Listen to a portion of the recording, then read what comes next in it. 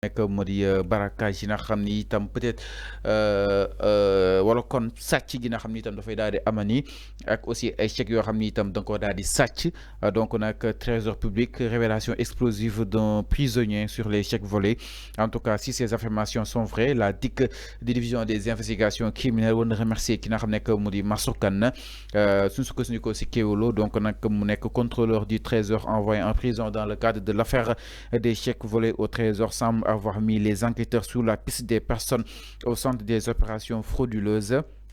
Donc nag ki nga xam ne que moo di daanook monsieur Kane di ki nga xam ne que moo di Mansour Kane donc sa chute a poussé le parquet daal di ordonné benn enquête plus approfondie. Il a été extrait de prison et daal di koy déglu devant la DIC di division des investigations criminelles bi nga xam ni itam moo daal di communiquer les conclusions de ces investigations au maître des poursuites selon les informations yi nga xam ni itam Seneweb reprendre na ko donc nag d'après Libération bi nga xam ni itam tey moo joxe information bi ñi xamal que ni le contrôleur du trésor afin dafa daal di livré wu en grand déballage maanaam dafa leer lu bëri ginnaaw ba nga daal di jàppee ba pare si kanam yoon ak wàllu yoonal la donc ces révélations sont explosives. Il y a d'abord waaye itam mu daal di circonscrit sur PV sa responsabilité dans cette affaire.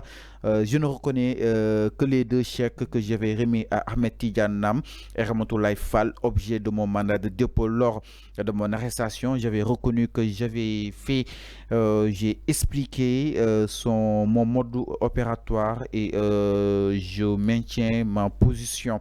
Alors Arfan naka nga daal di jàngatee li nga xam ni itam ñu ngi koy daal di gis foofu si waanuk li nga xam ne que moo di trésor que ni de plus en plus yëf yi nag mi ngi wéy des auditions ñu ngi koy daal di amal ni l'observateur aussi génnoon na que ni du ñàkk dina daal di woolu peut-être ay perspectives ku si mel ne Amadou Ba ak Abdoulaye Daouda Diallo daal leen wala mën a déglu sur les finances ak aussi l'audit justement des finances foofu si daanaka li nga xam ne moo di trésor encore on en reparle au trésor. Qu'est-ce qui se passe réellement qu'est-ce qui s'est passé si jamono yi ki nga xam ne moo di Macky Sall parce que buñ jógee dem sa basa des Arfan. Oui loolu mooy wane ni que li xew trésor ñaaw na la trop dafa ñaaw ba fa ñaaw yëpp. suñu ka fa gay réew. non trésor li fa xew dafa ñaaw trop parce que moom nga dégg nii donc moom Mansour Kane di expliquer. Il a expliqué mooy li ñuy wax ni ci seen jargon bi rek si je tombe tout le monde tombe. Ok.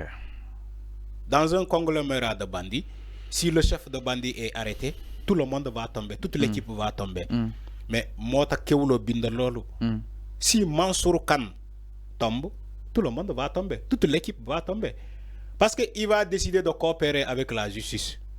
Il va dire, oui, c'est vrai qu'il y avait donc des chèques, des faux chèques qui ont été faits pour soutirer de l'argent au trésor public, des chèques clandestins qui ont été faits. Mansour Kane jox naa ñaari chèque ay diw ak diw. Ces personnes-là seront interpellées par la justice. Ñoom tamit bu ñu ñëwee ñoom tamit ils vont expliquer cette version ni que man tamit oui c'est vrai que jot naa si mais jox naa aussi diw ak diw.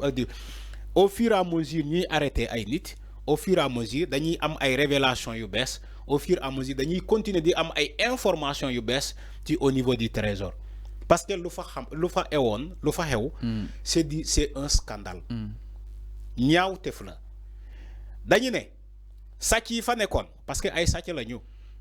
Oui mais bien sûr ay sàcc lañu dañu ne sàcc yi fa nekkoon dañu doon utiliser xarale yi bees yi jumtukaay yi bees yi lañ doon utiliser. mooy maanaam utiliser ay machines ñiy def ay faux chèques ba pare ñu effacer la traçabilité de l'argent mooy maanaam doo gis même xaalis bi fu muy jaar dañuy def ay faux chèques di ko distribuer ay nit di jël xaalis ci trésor public ba pare du am traçabilité parce que machine bi dañ koy brouiller machine bi wala ñu effacer les données que boo defulee attention doo xam ni que ñii. Donc ils ont utilisé des méthodes sophistiquées. Des méthodes voilà c'est ce qu'on dit en français des méthodes sophistiquées mooy maanaam xarale yu bees yi la ñuy utiliser pour effacer la traçabilité donc de l'argent au niveau du trésor au moment où que ils sont en train de voler de l'argent foofu ci trésor bi loolu justice bi loolu la wax loolu la chambre criminelle loolu la wax parce que c'est un crime loolu la comment dirais-je section de recherche wa loolu laa dikk loolu la wax donc scandale la boo xamante ne ba léegi on reçoit des informations au jour le jour ay informations yu bees tey le problème revient encore. Je rappelle que l'affaire Trésor bi bu mu xewee il y a 2 mois de cela ou bien 1 mois de cela l'affaire refait surface encore ci ay informations yu bees ni que way Mansour Kane qui a été arrêté il a décidé de coopérer avec la justice bay révéler ay chèques yoo xamante jox na ko ay nit. Tu vois, c'est une information yu bees. Justice dafay soxla ces genres d'informations pour creuser encore l'enquête, gën a approfondir l'enquête. Parce que des personnes seront arrêtées, ils l'ont annoncé, d'autres personnes seront arrêtées, selon les nouvelles informations. D'autres sont arrêtés. Oui, d'autres sont arrêtés, certains sont arrêtés, d'autres seront arrêtés dans le futur. Parce que information mu ngi génn au jour le jour. Ay information yu bees yu ngi génn ci trésor boobu te ñoom d'accord nañu que ni dañ doon distribuer chèques yooyu de façon clandestine c'est des chèques clandestins lañ doon utiliser ay faux chèques yoo xamante ne c'est pas reconnu normalement par la législation nationale, c'est pas reconnu, c'est pas la bonne signature, mais ils ont falsifié la signature pour mener avoir ces chèques là. C'est un délit très grave. La falsification de documents administratifs. Qu'est-ce que c'est? C'est un délit très grave. Falsifier un document administratif, voilà un document à caractère juridique, nga falsifier la signature pour d'autres fins, franchement, c'est un délit très grave. Et tu seras arrêté et envoyé automatiquement en prison. C'est pas une liberté provisoire, hein. Tu seras envoyé directement en prison. Parce que tu as falsifié de faux documents. Ngay liguey avec de faux documents. Ngay soutirer de l'argent à l'État du Sénégal avec un faux document. Les faux chèques là, les chèques clandestins. Le faux usage de faux.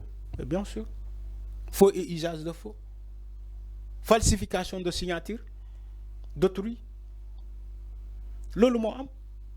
Donc il faut s'attendre à ce que nous écorcer la sentence ou bien nous arrêter de nouvelles personnes sur le dossier. Lolu lay xaar. Xaaruma lenen. Lolu kessé lay xaar. Alors donc rebondissement foofu si daanu li nga xam ne que moo di Trésor Arfan suñu woowee déglu ki nga xam ne que moo di Abdoulaye Daouda Diallo ak Amadou Ba ñoom ñaar seenug miix mbokk l'Observateur génnee ba tey gis neen seen formation politique di alerter par rapport ak justement ces deux yi nga xam ne itam doon nañ gérer koppar gi foofu si daanu Trésor naka nu ko daal di jàngatee aussi. Oui, mais c'est tout à fait normal. Parce que ils étaient tous des ministres des Finances. Ils étaient des ministres des Finances. C'est une corrélation. Ils doivent en savoir quelque chose. Oui, bien sûr. Bien sûr.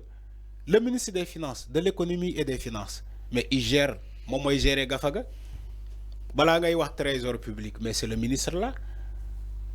C'est le ministre là qui contrôle toute cette action là. Ñi fa nek yépp ñu nek trésor mom mo len ilif, mom mo nek sen kilifa, mom mo len ilif. Mais on ne peut pas arrêter des personnes qui travaillent au niveau du trésor sans interpeller l'autorité. Binek ministère bi. Kalla, on te dira Abdoulaye Daouda Diallo, on te dira Amadou Ba ci jamonoom, on te dira le défunt Mamadou Moustapha. Comme ni Ousmane Sonko interpellé woon si bu mu doon amal li nga xam ne que moo di sa DPG. Oui, mais c'est ça.